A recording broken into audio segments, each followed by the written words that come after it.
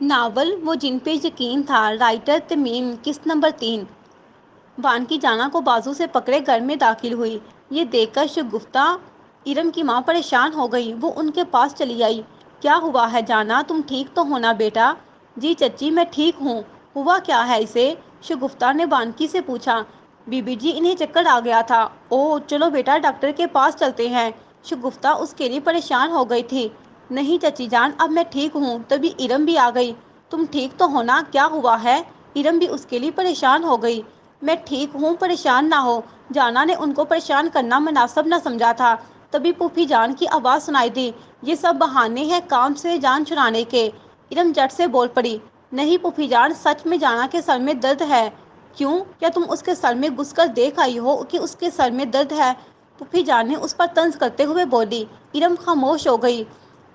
پھوپھی جان جانا کو غصے سے دیکھتے ہوئے بولی۔ اگر ماہین نے مجھ سے تمہاری کوئی بھی شکایت کی تو پھر مجھ سے برا کوئی نہیں ہوگا، سمجھی تم؟ ارم جانا کو وہاں سے لے آئی۔ وہ اسے بیڈ پر لٹاتے ہوئے بولی۔ میں نے تمہیں کتنی بار کہا ہے کہ وقت پر ناشتہ کھایا کرو، اب دیکھ لو۔ یار ارم پلیز کچھ کرو، میرے سر میں بہت درد ہو رہا ہے، میرا سر درد سے پھٹ رہا ہے۔ جانا اپنا سر پکڑے ہوئے تکلیف سے بولی۔ اچھا تم لے جاؤ، میں پین کلر لے کر آتی ہوں۔ ارم کمرے سے نکل گئی۔ جب آئی تو اس کے ہاتھ میں پانی کا گلاس اور پین کلر تھی۔ اس نے جانا کو پین کلر دی، لیکن پھر بھی اسے کوئی افاقہ نہ ہوا بلکہ اس کی طبیعت مزید بگڑ گئی، جس کی وجہ سے ارم پریشان ہو گئی اور فوراً سے اپنے والد عدنان صاحب کے پاس چلی آئی اور انہیں بتایا کہ جانا کی طبیعت اچانک بگڑ گئی ہے۔ وہ بھی پریشان ہو گئے۔ وہ جلدی سے جانا کو ہاسپٹل لے گئے۔ شگفتہ اور ارم بھی ان کے ساتھ گئی تھی۔ پھوپھی جان کو یہ بالکل بھی پسند نہیں آیا تھا۔ وہ تو چاہتی تھی کہ جانا اسی طرح تڑپ تڑپ کر مر جائے۔ وہ جانا کا ہاسپٹل لے آئے۔ ڈاکٹر نے اس کا چیک اپ کیا، انجیکشن دیا اور چند دوائیں لکھ کر دیں۔ جانا کو نیند آ چکی تھی۔ وہ اسے لے کر واپس آ گئے۔ شگفتہ اور ارم اسے سہارا دیے کمرے میں لے آئیں اور اسے بیڈ پر لٹا دیا۔ جانا آنکھیں کھولے انہیں دیکھنے لگی۔ ایک یہی تو تھے جو اس کی پرواہ کرتے تھے۔ عدنان چاچو، شگفتہ چچی اور ارم، یہ تینوں ہی اس کا بہت خیال رکھتے تھے۔ آج اگر وہ اس گھر میں تھی تو صرف ان تینوں کی وجہ سے۔ شگفتہ اس کے بالوں میں انگلیاں چلاتے ہوئے بولی۔ کیا تم نے صبح ناشتہ نہیں کیا تھا؟ جانا نے سر نفی میں ہلایا۔ شگفتہ نے خفگی سے اسے گھورا۔ کیوں نہیں کیا تھا ناشتہ؟ جانا نے پھوپھی جان والی پوری بات اسے بتا دی۔ شگفتہ کو پھوپھی جان پر افسوس ہوا تھا۔ اچھا تم بیٹھو، میں تمہارے لیے کھانے کو کچھ لے آتی ہوں۔ شگفتہ اٹھ کر کچن میں چلی آئی۔ اس نے جانا کے لیے فروٹ کاٹ کر پلیٹ میں ڈالے، ساتھ میں ایک گلاس دودھ کا بھی لیا۔ وہ ٹرے اٹھائے کچن سے باہر نکلی تو پھوپھی جان سے اس کا سامنا ہو گیا۔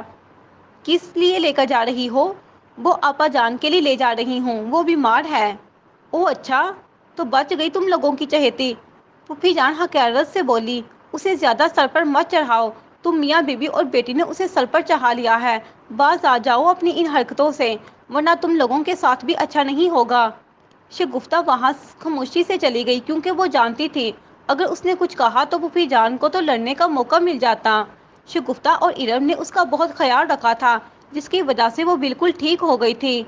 پرسوں مائیوں تھا۔ پھوپھی جان نے جانا کو کمرے میں ہی رہنے کا حکم دے رکھا تھا، اسے سختی سے منع کر رکھا تھا کہ وہ شادی ختم ہونے تک کمرے سے بالکل بھی نہ نکلے۔ سب شادیوں کی تیاری میں مصروف تھے، ماں سوائے جانا کے، جس نے ابھی تک مائیوں کے لیے سوٹ بھی نہیں خریدا تھا۔ وہ سب سے الگ تھلگ اپنے کمرے میں بند تھی اور یہی پھوپھی جان کا حکم تھا۔ کیونکہ پھوپھی جان ڈر رہی تھی کہ کہیں اس کی وجہ سے کوئی مسئلہ نہ کھڑا ہو جائے، کیونکہ اب تک جتنے بھی مونا کے لیے رشتے آئے تھے سبھی نے ہی جانا ارسلان شاہ کو پسند کیا تھا۔ اس لیے اب جب بھی کوئی رشتہ آتا تھا تو پھوپھی جان جانا کو کمرے میں ہی بند کر دیتی تھی۔ اب وہ اپنی بھتیجی کی شادی میں کوئی بھی مسئلہ نہیں دیکھنا چاہتی تھی۔ جانا وانکی کے ساتھ کچن میں کھڑی کام کروا رہی تھی۔ سبھی لاؤنج میں بیٹھے باتیں کر رہے تھے۔ ارسلان شاہ نے پوچھا، شادی کی ساری تیاریاں مکمل تو ہو چکی ہیں نا؟ جی بھائی جان، سب تیاریاں مکمل ہو چکی ہیں۔ چلو یہ تو اچھا ہی ہو گیا۔ اگر کسی بھی چیز کی کوئی کمی ہو یا کسی چیز کی ضرورت ہو تو بلا جھجک مجھ سے کہہ دینا۔ پیسوں کی بالکل بھی فکر مت کرنا، مونا کی شادی میں کسی بھی چیز کی کمی نہیں ہونی چاہیے، جتنے بھی پیسے چاہیے مجھ سے مانگ لینا۔ جی بھائی صاحب۔ کچن کی کھڑکی کے پاس کھڑی جانا ارسلان شاہ اپنے باپ کو دیکھنے لگی۔ کیسا باپ تھا وہ، جسے دوسروں کی اولاد کی تو فکر تھی مگر اپنی بیٹی کی نہیں۔ اس کے پاس تو شادی میں پہننے کے لیے کپڑے بھی نہیں تھے۔ ہر سال شگفتہ یا پھر عدنان چاچو ہی اسے کپڑے اور ضرورت کی اشیاء لے کر دیتے تھے۔ ایک وہی تو تھے جو اس کا خیال رکھتے تھے۔ باپ نے تو کبھی پوچھا تک نہ تھا کہ کیا اسے کسی چیز کی ضرورت تو نہیں ہے۔ کبھی اس کے سر پر بھولے سے بھی ہاتھ نہ رکھا تھا، جس کی وجہ سے جانا کو بہت دکھ ہوتا تھا جب وہ اپنی بھتیجیوں کو پیار کرتے تھے۔ یہ دیکھ کر اسے بہت تکلیف ہوتی تھی۔ وہ اس گھر میں ایسے رہتی تھی جیسے وہ کوئی لاوارث ہو، اپنے بھائیوں بھابھیوں اور ان کے بچوں پر بے دریغ پیسہ لٹایا کرتا تھا، مگر بیٹی کو پوچھتا تک نہ تھا۔ یہی باتیں اسے بہت دکھ پہنچاتی تھیں۔ اسے اس گھر میں عدنان چاچو، شگفتہ چچی، ارم اور زران ہی پسند تھے، جو ہر بار اس کی سائیڈ لیتے تھے۔ باقی سب اس کے مخالف تھے۔ نسرین چچی تو اسے گھر سے نکالنے کے در پر تھی۔ اسے جانا ایک آنکھ نہیں بھاتی تھی۔ آج مہین بھی اپنے بیٹوں کے ساتھ حویلی آئی ہوئی تھی۔ جانا کچن میں کھڑی کام کر رہی تھی کہ پھوپھی جان نے حاتم سے کہا کہ وہ جانا سے کہے کہ چائے بنا کر لے آئے۔ حاتم نے جانا کو پھوپھی جان کا حکم سنایا اور چلا گیا۔ جانا نے چائے بنائی اور چائے کپوں میں ڈالی اور ٹرے لے کر وہ کچن سے نکل آئی۔ جانا باری باری سب کو چائے دینے لگی۔ اس نے مہین کو چائے کا کپ پکڑایا۔ جانا کو دیکھ کر مہین مسکرائی اور بولی، اب کیسی طبیعت ہے تمہاری بیٹا؟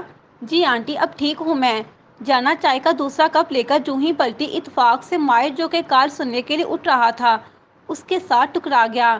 چائے کپ سے چھلک کر مایا کی جیکٹ پر گر گئی اور یہ دیکھتے ہی جانا کی خوف سے چیخ نکل گئی اور ساتھ ہی ساتھ اس کے ہاتھ سے کپ چھوٹ کر نیچے گرا اور کرچی کرچی ہو گیا۔ ماہر جلدی سے پیچھے کو ہو گیا تاکہ وہ خود کو زخمی ہونے سے بچا سکے۔ یہ منظر دیکھ کر سب پریشان ہو گئے تھے۔ پھوپھی جان اٹھ گئی، بیٹا تم کہیں جل تو نہیں گئے؟ نہیں نہیں آنٹی، میں ٹھیک ہوں۔ نسرین بھی پریشانی سے بولی، بیٹا تمہیں جلن تو محسوس نہیں ہو رہی؟ نہیں aunty, I am fine, it's okay. وہ اپنی جیکٹ کو دیکھتے ہوئے مسکرا کر بولا، چائے جیکٹ پر گری ہے، میں اسے دھو کر آتا ہوں۔ پھوپھی جان کو تو موقع مل گیا تھا جانا کو سب کے سامنے، خاص کر مہین کے سامنے بے عزت کرنے کا۔ اس نے اسے بری طرح سے ذلیل کر کے رکھ دیا۔ اندھی ہو تم، دیکھ نہیں سکتی تھی کیا؟ آخر کب عقل آئے گی تمہیں؟ اگر خدا نہ خواستہ بچہ جل جاتا تو؟ ایک کام کا کہا ہے وہ بھی ڈھنگ سے نہیں کیا۔ نسرین کو اسے یوں سب کے سامنے بے عزت ہوتے دیکھ کر اسے خوشی محسوس ہو رہی تھی۔ نینا نے فکرہ کسا، پھوپھی جان یہ کم عقل تو ہے ہی، مگر اسے دکھائی بھی کم ہی دیتا ہے۔ اس کی بات پر سب مسکرائے تھے، ماں سوائے سہیل، ماہر، مہین، زران اور ارسلان شاہ، عدنان، شگفتہ اور ارم کے۔ پھوپھی جان غصے سے بولی، اب کھڑی کھڑی منہ کیا تک رہی ہو؟ یہ کیچیاں سمیٹو اور دفع ہو جاؤ یہاں سے۔ جانا کی بڑی بڑی آنکھوں میں آنسو بھر آئے۔ اس نے جھک کر وہ ساری کیچیاں سمیٹی اور کچن میں چلی آئی۔ زران کو دکھ ہوا تھا۔ ماہر نے کہا، میں اسے دھو کر آتا ہوں۔ ہاں بیٹا ٹھیک ہے۔ جانا کچن میں کھڑی اب اپنا سارا غصہ ماہر پر نکال رہی تھی۔ بڑے ہی کوئی اندھے مہمان ہیں، دیکھ کر نہیں اٹھ سکتے تھے کیا؟ میری انسلٹ کروا دی۔ سب دیکھ رہے تھے کتنا برا فیل کر رہی تھی میں۔ ماہر اپنی جیکٹ دھو کر واپس آ کر سہیل کے ساتھ بیٹھ گیا۔ سہیل کو جانا کے لیے بہت برا محسوس ہو رہا تھا۔ یار ماہر تم نے اس کے ساتھ اچھا نہیں کیا، بیچاری کی سب کے سامنے انسلٹ کر دی تم نے۔ یار میں نے کب کی انسلٹ؟ وہ تو اس آنٹی نے کی تھی اس کی انسلٹ، ماہر نے پھوپھی جان کو دیکھتے ہوئے کہا۔ یار پھر بھی مجھے بہت برا فیل ہو رہا ہے اس بیچاری کے لیے۔ اوہو بیچاری، ہاں، ماہر نے سہیل کو چھیڑتے ہوئے کہا، ویسے کچھ زیادہ ہی اس ملازمہ کے لیے تمہارے دل میں ہمدردی نہیں جاگ رہی؟ یار وہ بھی تو آخر انسان ہے نا، اس کی بھی تو کوئی سیلف رسپیکٹ ہے کہ نہیں؟ ماہر خاموش ہو گیا۔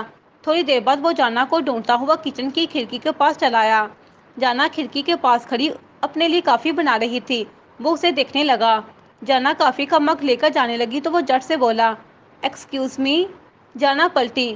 اس لڑکے کو دیکھ کر جانا کو اپنی تھوڑی دیر پہلے کی گئی بے عزتی یاد آ گئی۔ جی فرمائیے، وہ چبا چبا کر بولی، دراصل میں چائے نہیں پیتا۔ تو پھر؟ تو اب ایک کپ میرے لیے کافی بنا دیں۔ جانا طنزاً ہنسی، کافی؟ جی کافی۔ میں کیوں بناؤں آپ کے لیے کافی؟ بھئی آپ اس گھر کی ملازمہ ہیں تو ظاہر ہے آپ ہی میرے لیے کافی بنائیں گی نا؟ ہاں ملازمہ؟ جانا کو تو اسے ملازمہ کہنے پر ہی منہ کھل گیا تھا۔ تمہیں کس بے وقوف نے کہا ہے کہ میں ملازمہ ہوں؟ کیا آپ بانکی نہیں ہیں؟ او اچھا، بانکی۔ جانا نے سمجھ جانے والے انداز میں سر ہاں میں ہلایا اور پھر اونچی آواز میں چلانے لگی، بانکی بانکی کہاں مر گئی ہو؟ جلدی سے یہاں آ جاؤ۔ G B B G. بانکی جلدی سے وہاں چلی آئی۔ جانا ماہر کو دیکھتے ہوئے بولی، یہ رہی آپ کی بانکی، آپ اس سے جو کہنا چاہیں کہہ سکتے ہیں۔ جانا پاس کھڑی کھڑکی بانی کی طرف اشارہ کرتے ہوئے بولی، آپ اس سے کہیں کہ آپ کو کافی بنا کر دے گی۔ جانا ہونک بنی بانکی کو دیکھتے ہوئے بولی، دراصل یہ صاحب تمہیں یاد کر رہے تھے کہ مجھے بانکی سے کچھ کہنا ہے۔ دیکھو کیا کہنا چاہ رہی ہیں یہ صاحب۔ بانکی تو خوش ہی ہو گئی تھی۔ جانا مائر کو بانکی کے رحم و کرم پر چھوڑ کر کچن سے نکل گئی۔ بانکی مائر کو دیکھ کر شرمانے لگی۔ وہ اپنے دوپٹے کا پلو اپنے دانتوں تلے دباتے ہوئے بولی۔ مائر اسے دیکھ کر شرماتے دیکھ کر ڈر سا گیا۔ یہ کون سی بلا گلے پڑ رہی ہے؟ آپ کو کیا چاہیے تھا صاحب جی؟ کہ کچھ بھی نہیں۔ تو پھر آپ مجھے کیوں بلا رہے تھے؟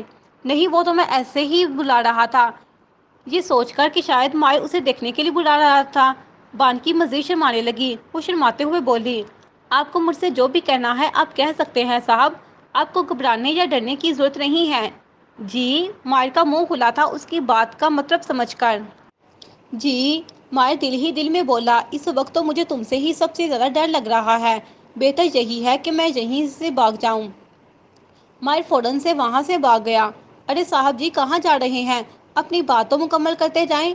ہائے لگتا ہے صاحب جی شرما گئے ہیں۔ ہائے کتنے پیارے ہیں یہ مائر جی۔ بانکی شرما گئی۔ مائر کا ذہن الجھ گیا تھا۔ اگر وہ ملازمہ نہیں تھی تو پھر کون تھی وہ لڑکی؟ اگر گھر کی لڑکی تھی تو پھر اس کی اتنی انسلٹ کیوں کی اس آنٹی نے؟ اور وہ کچھ بولی بھی نہیں۔ سمجھ نہیں آ رہی کہ آخر معاملہ کیا ہے۔ مائر کو اس لڑکی کو جاننے میں دلچسپی ہوئی تھی۔ وہ حویلی کو دیکھنے کے بہانے سے اس لڑکی کو ڈھونڈنے لگا، کہیں نہ کہیں تو وہ اسے مل ہی جائے گی۔ جانا کافی کا مگ لیے جوں ہی سیڑھیاں اتر رہی تھی کہ سامنے مائر مل گیا۔ اسے دیکھ کر جانا کا منہ بن گیا۔ وہ رک گئی اور اسے دیکھتے ہوئے بولی، آپ میرا پیچھا کیوں کر رہے ہیں؟ پیچھا؟ وہ بھی آپ کا؟ نہیں تو میں بھلا آپ کا پیچھا کیوں کروں گا؟ میں تو بس حویلی کو دیکھ رہا تھا کہ آپ مجھے یہاں پر مل گئی۔ جانا اسے نظر انداز کر کے سیڑھیاں اتر کچن میں چلی گئی۔ وہ کچن میں آئی تو بانکی برتن دھو رہی تھی۔ بانکی اسے دیکھتے ہی دہاڑیاں دینے لگی۔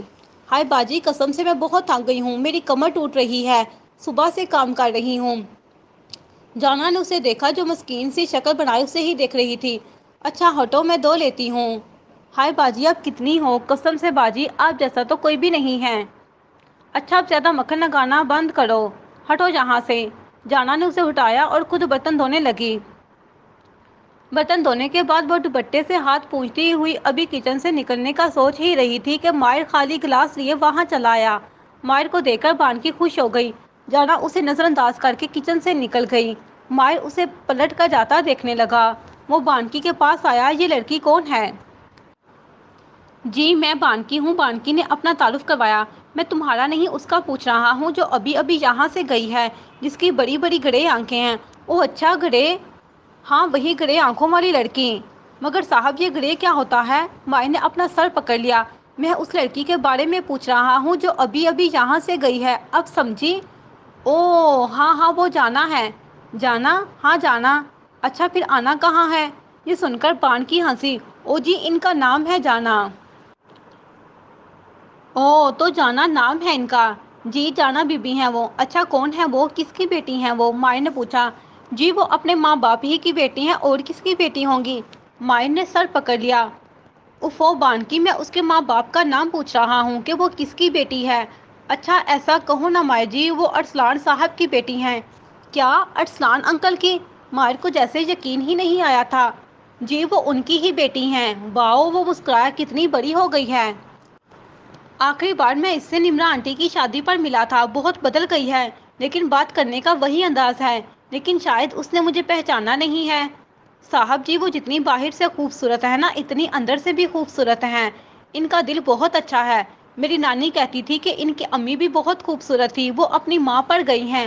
آپ کو پتہ ہے ارسلان صاحب اور ان کی امی کی شادی کی لو میرج تھی۔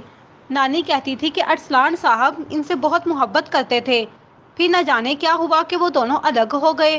ویسے ان دونوں صاحب کی بڑی رومانٹک لو سٹوری تھی، آپ کو سناؤں کیا؟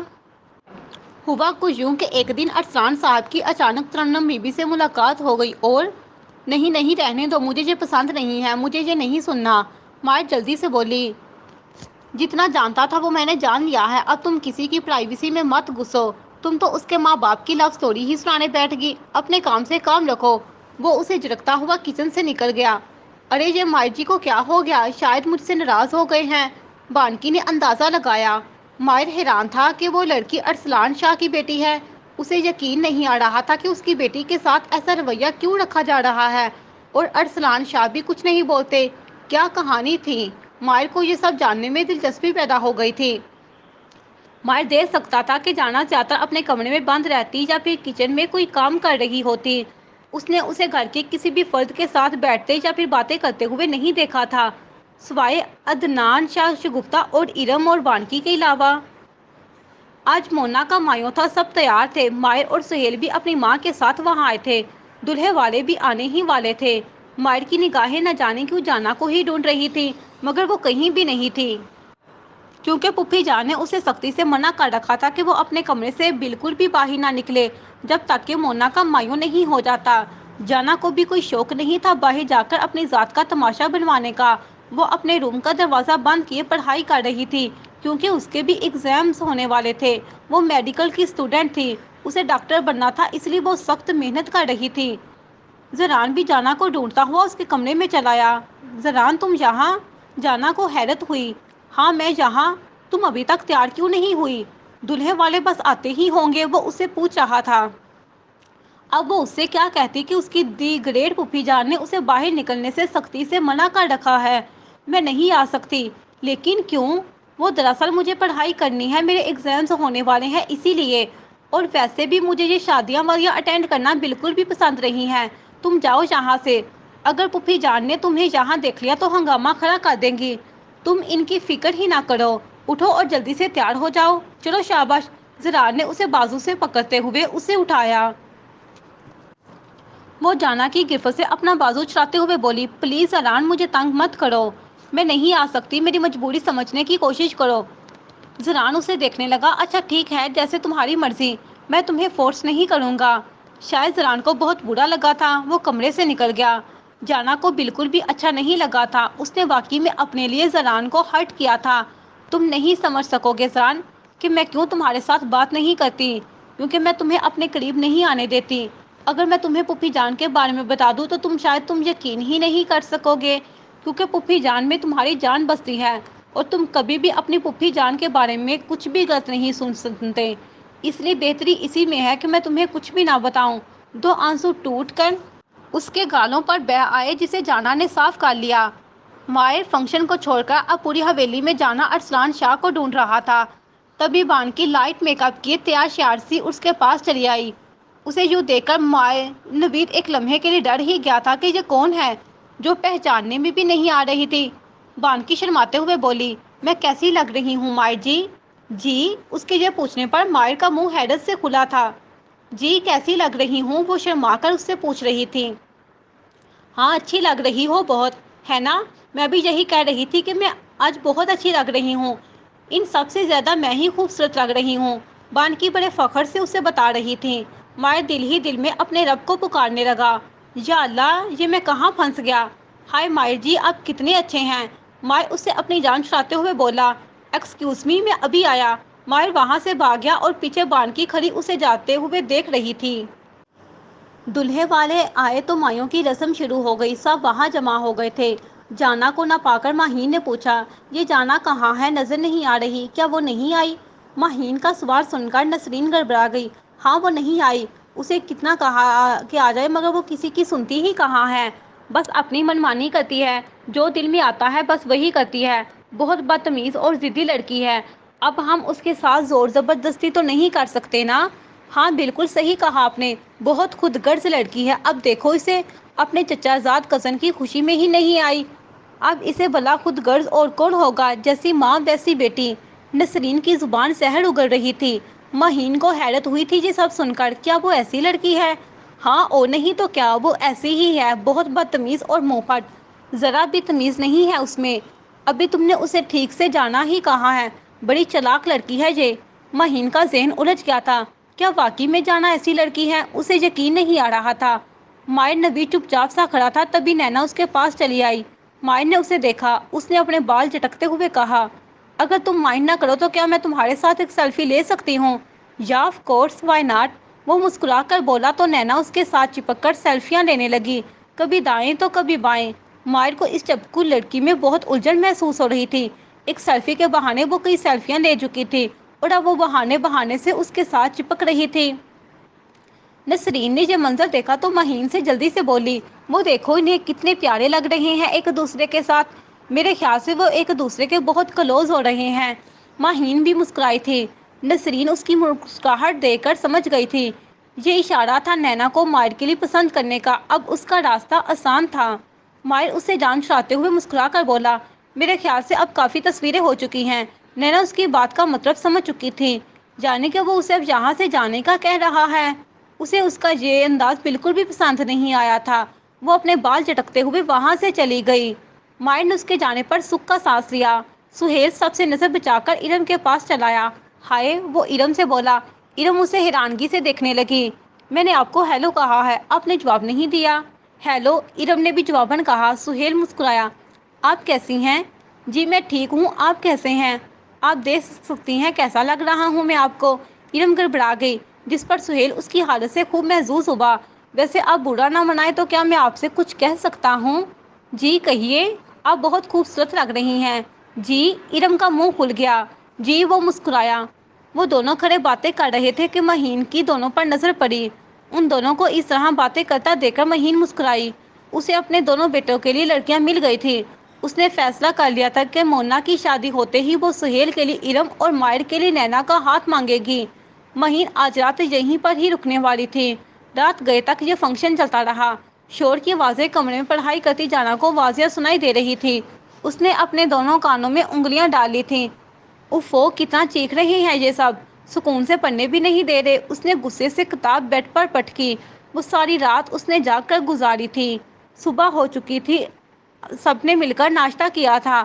مائر دیکھ سکتا تھا کہ جانا ناشتے پر بھی نہیں آئی تھی۔ وہ حیران تھا کہ آخر وہ لڑکی ان سب کے درمیان کیوں نہیں ہے، کیا وجہ ہے آخر؟ مہین واپس گھر جانا چاہتی تھی مگر مائر چاہتا تھا کہ وہ لوگ وہیں پر ہی رک جائیں، اور یہی خواہش سہیل کی بھی تھی۔ مہین سمجھی کہ وہ دونوں نینا اور ارم کی وجہ سے ہی اس گھر میں رکنے کے لیے تیار ہوئے ہیں، جس پر وہ بہت خوش ہوئی تھی۔ باقی سب لوگ بھی اسے یہاں رکنے کے لیے اصرار کر رہے تھے تو بالا آخر مہین کو رکنا ہی پڑا۔ مائر جانا کو ڈھونڈتا ہوا کچن میں چلا آیا۔ بانکی اسے دیکھ کر خوش ہو گئی۔ مائر جی، آپ یہاں کوئی کام تھا کیا؟ وہ اپنا سر کھجاتے ہوئے بولا۔ ہاں، وہ ایکچولی میں یہ پوچھنے آیا تھا کہ وہ جانا کہاں ہے، کل سے نظر نہیں آ رہی۔ جانا بی بی تو اپنے کمرے میں ہی ہے، جب ان کا دل چاہے گا وہ آ جائیں گی۔ آپ اسے چھوڑیں اور اپنی بات کریں۔ اپنی بات؟ وہ حیران ہوا۔ کون سی اپنی بات؟ بانکی شرمانے لگی۔ اپنی اور ہماری مائر جی، بانکی دوپٹے کا پلو دانتوں تلے دباتے ہوئے شرما کر بولی۔ اسے دیکھ کر مائر نے لاحولہ پڑی۔ اس سے پہلے کہ کچھ اور ہو جائے مائر نے وہاں سے بھاگ جانے میں ہی اپنی عافیت جانی اور کچن سے نکل گیا۔ بانکی اسے جاتا دیکھ کر بولی، شاید شرما گئے ہیں، مگر کوئی بات نہیں مائر جی، آپ کو ایک دن ہمارے پاس آنا ہی پڑے گا۔ جانا جب کچن میں آئی تو معمول کی طرح ناشتہ ختم ہو چکا تھا۔ وہ بانکی سے بولی، بانکی جی باجی، کھانے کے لیے کچھ ہے؟ جانا فریج کھنگالتے ہوئے بولی، نہیں باجی، کچھ بھی نہیں ہے۔ جانا مایوس ہو گئی۔ اچھا تم ایسا کرو کہ ایک کپ چائے کا ہی بنا دو۔ ہاں باجی ضرور، کیوں نہیں، ایک نہیں بلکہ میں 2 کپ چائے بناؤں گی، ایک تمہارا اور ایک میرا۔ بانکی ہنسی۔ جانا نے اسے دیکھا اور بولی، اچھا اب اپنی بھتیسی اندر کرو اور جلدی سے چائے تیار کرو، میں جب تک ہاتم تائی سے کہہ کر کھانے کو کچھ منگوا لیتی ہوں۔ جی باجی، میں بس ابھی بناتی ہوں۔ جانا ہاتم کو ڈھونڈتی ہوئی لان میں چلی آئی۔ ہاتم اپنے گھنگرالے بالوں پر ہاتھ پھیرتے ہوئے بولا، کیا باجی آپ ہر وقت سب کے سامنے میری بے عزتی کرتی رہتی ہیں، سب میرا مذاق اڑاتے ہیں۔ کتنی بار کہا ہے کہ میرا نام ہاتم ہے، ہاتم تائی نہیں، پھر بھی وہ رہان سا ہو گیا۔ اچھا چلے، میرے ساتھ کیا کام ہے؟ وہ وہاں سے اٹھ کر اندر کی طرف بڑھ گیا۔ جانا نے ایک نگاہ ہنستے ہوئے مائر اور سہیل پر ڈالی جو ابھی تک ہنس رہے تھے۔ پتہ نہیں انہیں اتنی ہنسی کس بات پر آ رہی ہے۔ جانا انہیں دیکھتے وہاں سے چلی گئی۔ جانا جب کچن میں آئی تو ہاتم منہ پھلائے کھڑا تھا۔ جانا نے اسے یوں دیکھ کر کہا، یہ غبارے کی طرح منہ کیوں پھیلایا ہوا ہے؟ چلو اب منہ ٹھیک کرو اپنا، اور میرے لیے کھانے کے لیے کچھ لے آؤ، بہت بھوک لگی ہے، اور ویسے بھی ابھی دوپہر کے کھانے کا وقت ہو چکا ہے۔ یہ لو پیسے پکڑو۔ جانا نے اسے پیسے پکڑائے، اور میرے لیے نان چنے، حلوہ پوری، دال، دہی اور ساتھ میں سینڈوچ بھی لیتے آنا، میرا دل کر رہا ہے کھانے کو۔ हातुम उसे देखते हुए बोला, बाजी एक शर्त पर ले आऊँगा। कैसी शर्त? यही कि उसमें से आधा हिस्सा मुझे भी मिलेगा। जाना उसकी शर्त सुनकर उसे खा जाने वाली निगाहों से देखने लगी। फिर क्या कहती बाजी, आपको शर्त मंजूर है? जाना ने उसकी चालाकी पर दांत कचकचाए। अच्छा ठीक है, दे दूंगी बचा कुचा, अगर मेरा पेट बढ़ गया तो, नदीदे कहीं के। वो खुश होकर बोला, ठीक है बाजी, मैं यूं गया और यूं आया। हातुम वहां से भाग गया। उफ अल्लाह, कितना नदीदा है ये हातुम ताई।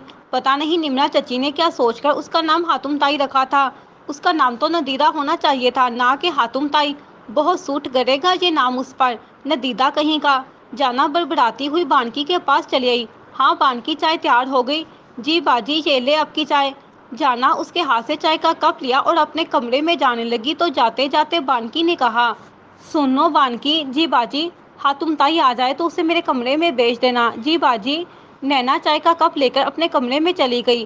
थोड़ी देर बाद हातुम जाना की बताई हुई सारी चीज़ें ले आया तो बानकी ने उसके हाथों में शापर देखकर कहा, इन शापर में क्या है? कि कुछ भी नहीं है। हातुम ने वो शापर पीछे की तरफ कर लिए। अच्छा तो फिर तुम खाली शापर क्यों लिए फिर रहे हो? उसे फेंक दो ना। लाओ दो, मैं फेंक आती हूँ। अरे नहीं नहीं, रहने दे, मैं खुद फेंक दूंगा। वैसे जाना बाजी कहाँ है? हाँ याद आया, वो कह रही थी कि मैं तुम्हें उसके कमरे में आने का कहूँ। वो वही है। अच्छा ठीक है। हातुम किचन से निकल गया। वो जो ही सीढ़ियाँ चढ़ता हुआ ऊपर जा रहा था कि उसे ऊपर से अपनी माँ आती दिखाई दी। इससे पहले कि वो उसके हाथ में शापर देख लेती, हातुम ने जल्दी से वो शापर अपने पीछे कर लिए और दीवार से लगकर खड़ा हो गया। निम्रा उसे यूं दीवार के साथ लगा देखकर कहा, तुम क्यों दीवार से चिपके खड़े हो? वो मम्मी बस ऐसे ही, अभी मैं ऊपर जा रहा। निम्रा ने उसे मशकूक निगाहों से देखा। ये पीछे क्या छुपा रखा है, दिखाओ जरा। कि कुछ भी तो नहीं है मम्मी। ओ हाँ मम्मी, याद आया, आपको फूफी जान बुला रही थी कि जल्दी से आ जाए, उन्हें आपसे कोई काम था शायद। अरे तो तुम मुझे अभी बता रहे हो, पहले बताना था ना। निम्रा जल्दी से नीचे चली गई। ये देखकर हातुम ने सुख का सांस लिया और तेजी से सारी सीढ़ियां पलांगता हुआ भाग कर जाना के कमरे में आया। वो हाँफ रहा था। जाना उसे देखकर बोली, अरे हातुम ताई, क्या हुआ है? तुम हाम क्यों रहे हो? कहीं कोई कुत्ता तो पीछे नहीं लग गया था? ओए बाजी, बड़ी मुश्किलों से जान बचा कर आया हूँ। अच्छा दिखाओ, कहीं कुत्ते ने तुम्हें काटा वाटा तो नहीं है ना? जाना परेशानी से उसके हाथ चेक करने लगी। ओए बाजी, कुत्ते ने नहीं देखा तो? वो मम्मी ने देख लिया था और मुझे पकड़ने ही वाली थी कि मैं उन्हें चकमा देकर यहाँ भाग गया। वो मैंने मम्मी को उल्लू बना लिया। ओए मेरा गोलू मोलू हातुम ताई। जाना उसके फूले हुए गाल खींचकर हंसकर बोली, तुम तो बहुत क्यूट हो, तुम तो बहुत प्यारे हो हातुम ताई, तुमने मेरी बहुत मदद की है। अगर तुम ना होते तो फिर मेरा क्या होता? जाना इमोशनल हो गई थी। चलो आज हम दोनों मिलकर ये सारी चीज़ें खाएंगे। सच्ची बाजी? मुच्ची। जाना हंसकर बोली, जिस पर हातुम भी हंसा। अब वो दोनों बेड पर बैठे सारी चीज़ों पर हाथ साफ कर रहे थे। हातुम ताई की तो आज ईद ही हो गई थी। वो सारी चीज़ों पर टूट पड़ा था। जारी है।